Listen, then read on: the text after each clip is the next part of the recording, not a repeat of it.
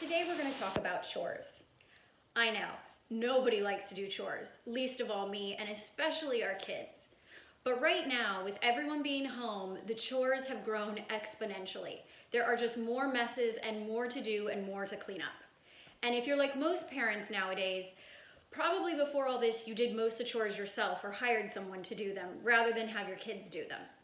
I know I was guilty of it. It was way easier to do it that way. But now we are given this opportunity to actually teach our children the value of chores.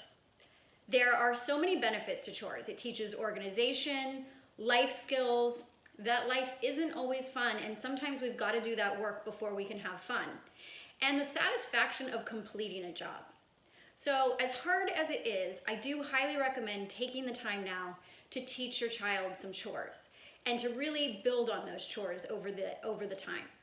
So the first thing to do when deciding what chores, go online. There's so many resources that will tell you age-appropriate chores for your child.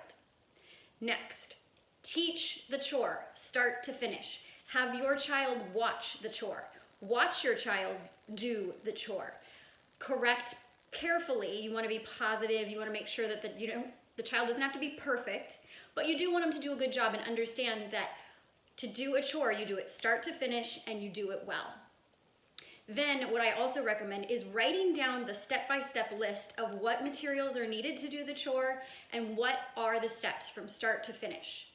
This way, after you have taught the chore, the next time your child has to do it, you don't have to sit there and nag and hover over them.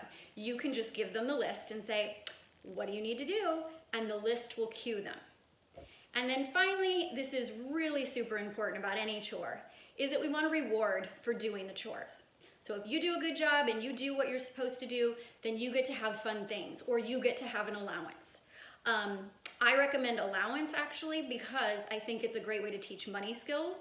And I also believe that you don't have to give money for every chore that a child does.